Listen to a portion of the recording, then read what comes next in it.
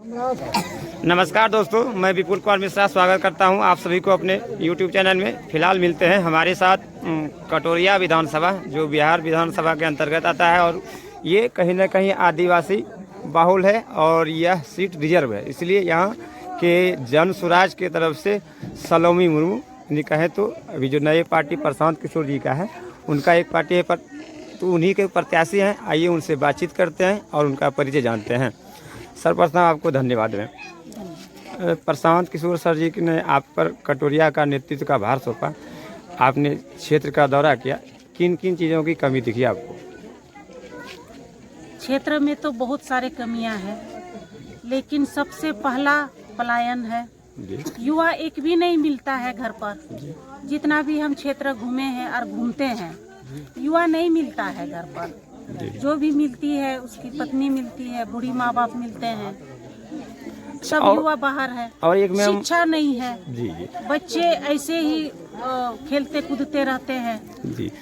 मैंने भी क्षेत्र का दौरा किया, आपने भी किया। तो ये आदिवासी बहुल होने के कारण, आदिवासी क्षेत्र होने के बावजूद कई ऐसे आदिवासी गांव हैं जहां की आज़ादी के 78 वर्ष हो गए हैं, अब तक मूलभूत आवश्यकता नहीं मिल पाई है। जैसे बगल में एक डोराडी गांव है, ना तो वहां सड़क है, ना बिजली है, बड़ी मुश्किल से इस बार बिजली मिला है, ना तो नल जल है। तो आखिर ये आरक्षित सीट होने के बावजूद आदिवासी का विकास न होना, ये किन की कमी है? ये तो जैसे जनता तो उम्मीद के साथ वोट दे करके जिता करके भेज देते हैं जी। लेकिन जीतने के बाद क्या होता है, जाके पटना में एसी में बैठ जाते हैं जी। क्षेत्र घूमते नहीं है, क्षेत्र में क्या समस्या है ये देखते नहीं है। इसीलिए जनसुराज पार्टी को आना पड़ा जी। इस क्षेत्र को देखते हुए कि कितना पिछड़ा क्षेत्र है, ना क्षेत्र का विकास है, ना रोजगार है, ना शिक्षा है। इसीलिए जनसुराज पार्टी को इस क्षेत्र में आना पड़ा। और हमारे क्षेत्र में सबसे जो मूलभूत समस्या है वो सबसे अगर कहिए तो कहीं ना कहीं शिक्षा को लेकर है, क्योंकि अब तक विद्यालय में जैसे डोराडी हो जाए, इसका जो है ना तो आंगनबाड़ी है और ना तो विद्यालय है। तो इसके लिए कहीं ना कहीं आपको अगर नेतृत्व दिया जाए तो आप किस तरह से इसको आगे ले जाएंगे शिक्षा की? सबसे पहले तो शिक्षा पर ही काम होगी। स्मार्ट स्कूल खुलेगा, उसमें बस का व्यवस्था रहेगा और सारे घर घर बस जाएगी, बच्चे उठाएंगे फिर स्कूल ले जाएंगे। प्राइवेट स्कूल, स्मार्ट स्कूल खुलेगा जी। जैसे कि अभी आप जिस गांव में खड़े हैं, इस गांव में हिंदू मुस्लिम दोनों समाज के लोग रहते हैं, जो कृषक हैं और बुनकर समाज है। इन लोगों को अब तक अगर कहा जाए तो बिजली जो मिला है, एक ट्रांसफार्मर भी पूरा गाँव जो अपना जीवन यापन करते हैं, और कहीं ना कहीं इनको सही से बिजली नहीं मिल पाता है, कई कठिनाई का सामना करना पड़ता है। तो इस पर भी आप क्या क्या काम करेंगे, थोड़ा बताएं। सरकार जब बनेगी सब व्यवस्था सुधरेगा।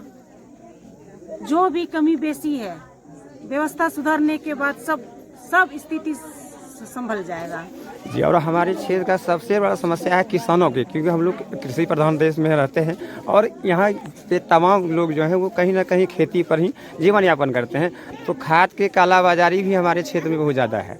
266 वाला यूरिया 400 से 350 रुपये में लोग किसान लेने के लिए मजबूर हैं, ना तो इस पर कोई साहब कुछ बोलते हैं। भ्रष्टाचार तो चरम पर है, ये तो कोई वाली बात नहीं है जी। लेकिन जो भी किसान है वो अगर सरकार बनती है हमारी, तो इसका भी व्यवस्था होगा। किसानों को कम रेट पे बीज मिलेगा, खाद मिलेगा जी। और जैसे इस पंचायत में आप आए हैं, डौहा पंचायत, तो इस गांव में अभी 2 गांव है जहां के पुल नहीं है, एक मिश्राचक और दूसरा एक बेना जो मुस्लिम बहुल गांव है।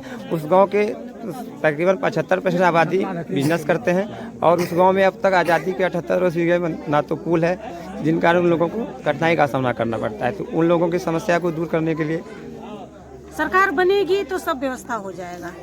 चलिए, सरकार नहीं बनी, आप यहाँ से अगर कटोरिया विधानसभा का नेतृत्व करने का सौभाग्य मिला, तो अगर सरकार आपकी नहीं बनी और आपको कटोरिया विधानसभा का नेतृत्व करने का मौका मिला, तो जो भी क्षेत्र का समस्या है जी समाधान होगा जी। धन्यवाद। हमारे साथ थे जन स्वराज पार्टी के कटोरिया विधानसभा के प्रत्याशी श्रीमती सलोनी मुर्मू। फिर मिलते हैं अगले वीडियो में। धन्यवाद। जय हिंद।